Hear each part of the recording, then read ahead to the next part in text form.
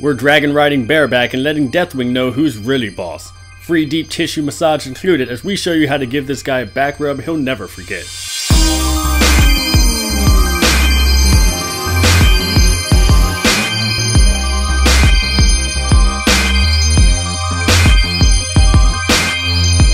Though Deathwing is the final boss in Dragon Soul, the encounter with him has been split into 2 parts. Spine of Deathwing is part 1.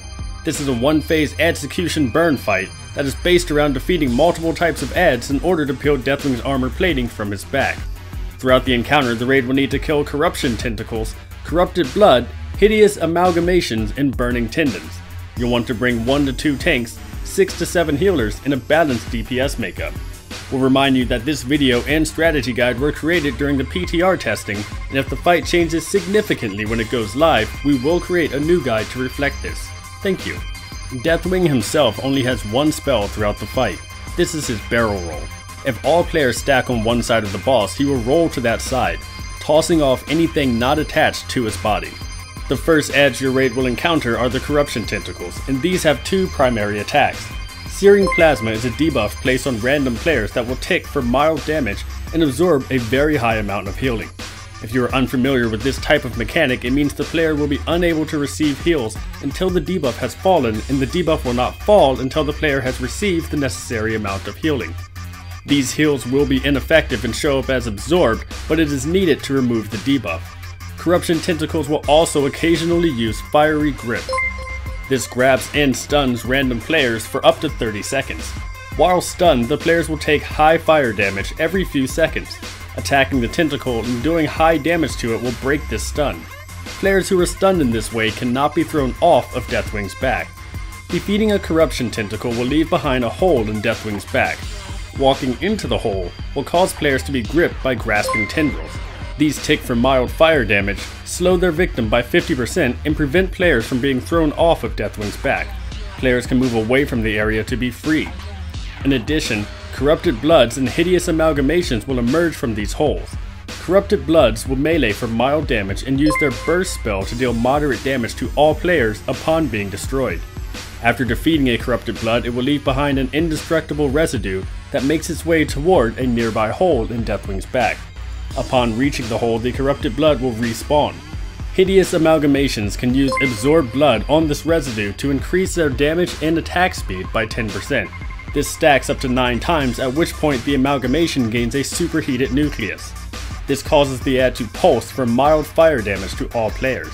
When a superheated amalgamation is destroyed, it sets off a nuclear blast, dealing extremely high fire damage to all nearby players and prying up one of Deathwing's armor plates if close enough. Once an armor plate has been lifted, it will expose a burning tendon. This add attempts to pull the armor plate shut with its sealed armor breach. Destroying the burning tendon will cause the armor plate to fly off and provide access to the next plate. Once all 3 plates have been removed, the fight is over. Let's look at how you'll accomplish this. You'll start the fight by parachuting onto Deathwing's back Delta Force style in the middle of 4 corruption tentacles. Your raid will want to immediately kill 3 and leave 1 alive. Quickly make a call or determine before the pull which one to leave up so DPS can begin right away. The tentacles have no aggro, so DPS can go all out. Corruption tentacles will apply the Searing Plasma debuff to random players, and healers will need to focus strong heals on these players to remove the absorption effect. Make sure that players try to remain toward the middle of Deathwing's back during all times when not performing a roll. Favoring one side too much may cause Deathwing to roll prematurely and wipe the raid. Once 3 tentacles have been killed, the raid will want to quickly roll to allow the amalgamation adds to fall off. Choose a side to roll to and have all players stack in one of the available holes. It can be a good idea to use a raid cooldown here, as all players will be taking fire damage and many may not be able to be healed. Once Deathwing has rolled and the amalgamations have been thrown off, return to the center of his back and kill the last corruption tentacle. This will spawn another amalgamation ad and the raid will begin to DPS it down. At this point, the raid should have 1 hideous amalgamation, 3 or 4 corrupted blood adds, and a new corruption tentacle should spawn. 1 tank will pick up the amalgamation and tank it close to the armor plate while the other grabs all of the corrupted bloods. The goal now is to DPS the amalgamation until it is very low, but don't kill it yet. First, you must stack absorbed blood to 9 and allow the ad to become superheated. This is done by killing corrupted bloods near the amalgamation. Again, it is important not to kill the amalgamation too soon, so get it low, then focus only on corrupted blood.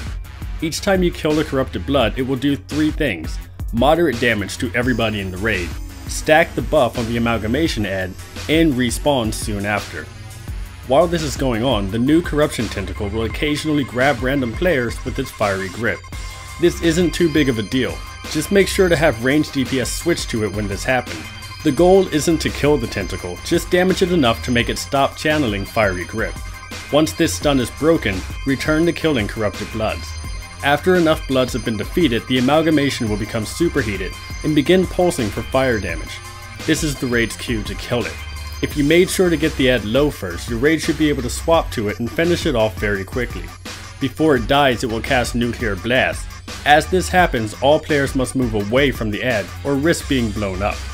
The Nuclear Blast will pry open one of Deathwing's armor plates, and the raid goes into burn mode. The burning tendon underneath the armor plate will be exposed and begins to cast Seal Armor Breach.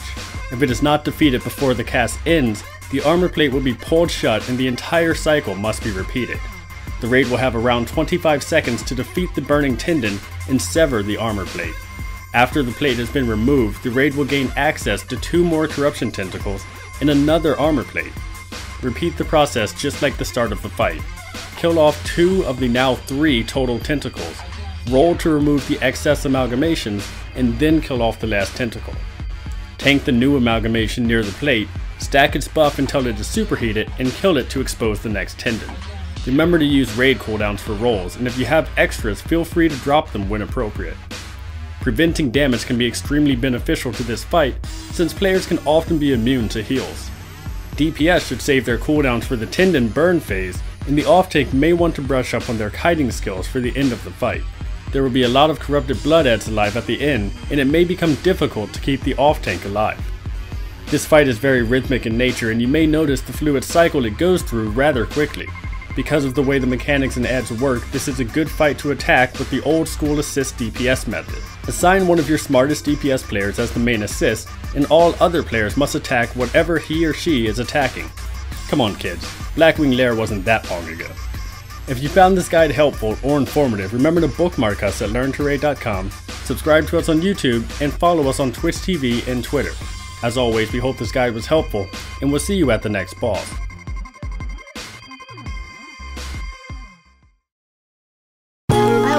Feeling so good. I just didn't feel like playing anymore. So I went home and I got all comfy and cozy and all scrunched up in front of my phonograph.